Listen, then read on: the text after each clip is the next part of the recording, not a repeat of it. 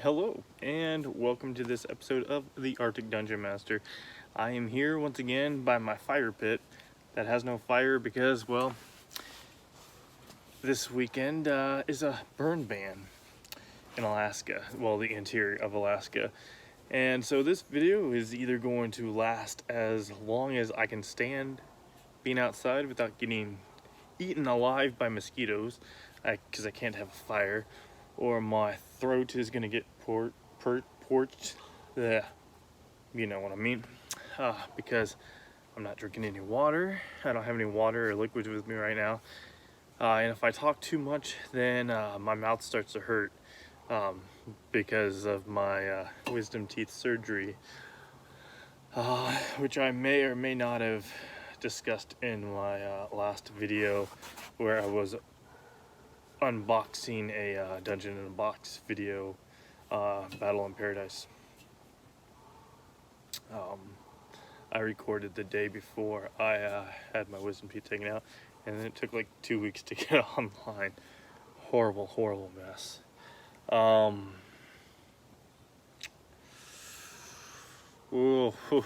Or another possibility of me cutting this video short would be fireworks going off.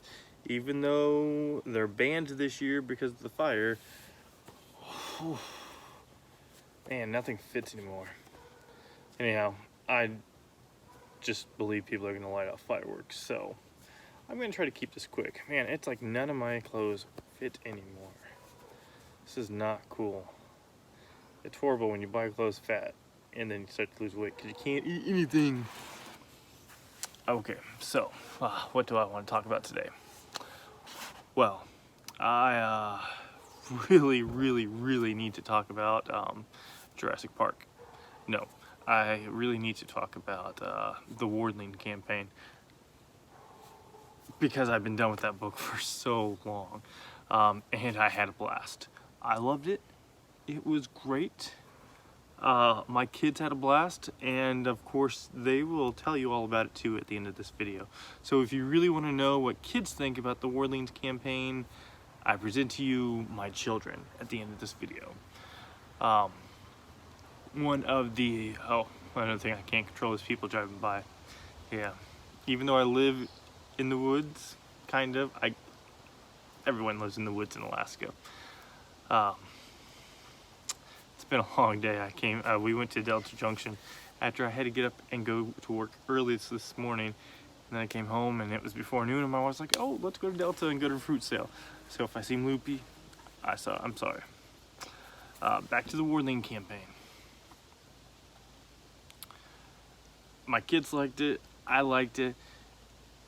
We finished what the campaign book provided.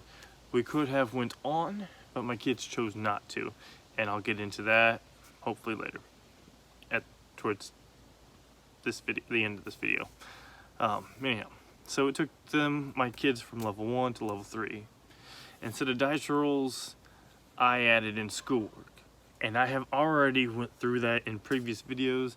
So if you're interested in that, there will be the playlist at the end of the video. You know, you click blah blah blah, click that playlist that will be provided, and it's titled Playing D&D with My Kids, and that will give more information about how I changed the game to fit my needs, to fit in homeschooling and all that jazz.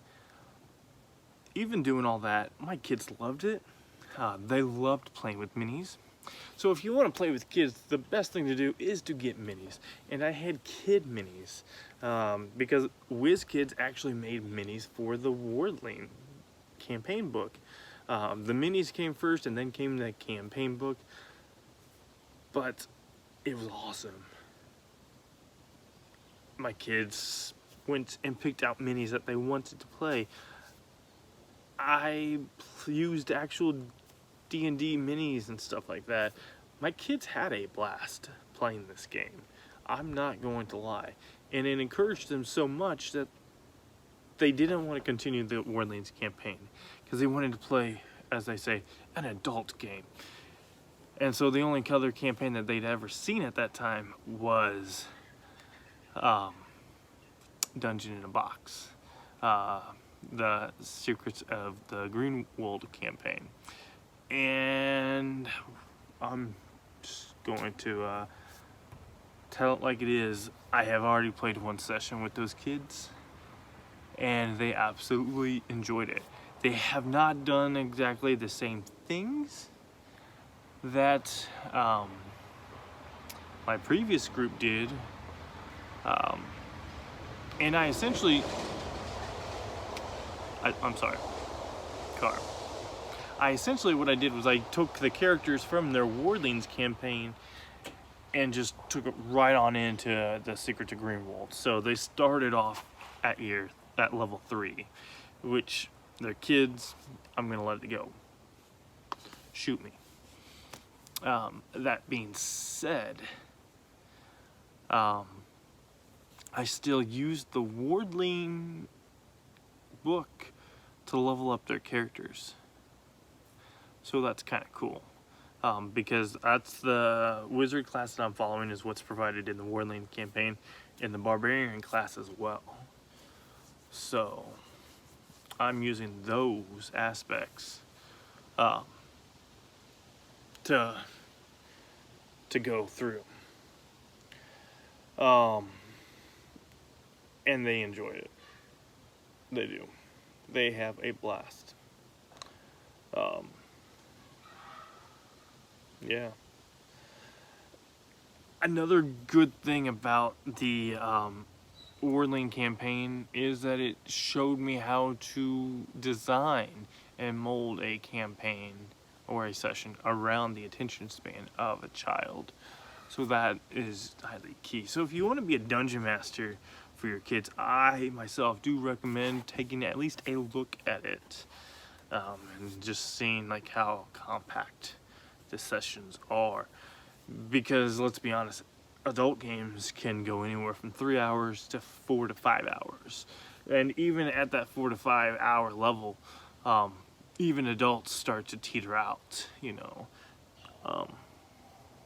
which is sometimes a struggle as a DM. Is you're getting right to the end of the campaign and there should only be like 30 minutes left, and that gets stretched to an hour, hour and a half, because the attention span of the adult players is going all over the place.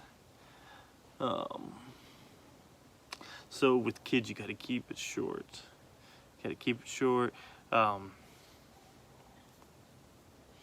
And the world, you got to make a little bit more open and safe for them to fail, but not to be that drastic of a situation. I'm gonna have to be honest, neither one of my kids have died yet. NPCs have been sent to the slaughterhouse, but not my kids. Anyhow, I promised to let kids talk about what they thought about the campaign. So at this time, I present to you a 6-year-old and an 8-year-old telling you how they loved the Wardlings campaign. I liked about the mental when we started. When you started? Mm-hmm. What was so fun about when you started? The devil we started? The devil we started was about getting socks and all kinds of those. Just let Everly talk and then you can. Yeah. I liked about everything. What character were you? And I was getting a powerful ability. What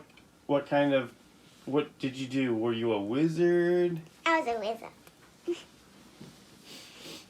Did you have fun? I had so much fun. Oh yeah, did you have a pet? Yeah. And he was, what kind of pet was he? And it was a goblin, but it didn't fight. A goblin or a genie? A goblin. But It was a genie. A goblin. Genie. Goblin. Genie. I like goblins.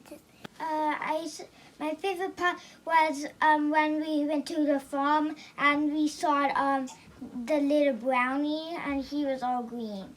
And I was an orc fighter, and I was made out of fire. and my weapons were fire, and my hair was too. And I had a little scorpion pet, and he blew fire and could smell danger. And I could like see in the dark or other stuff.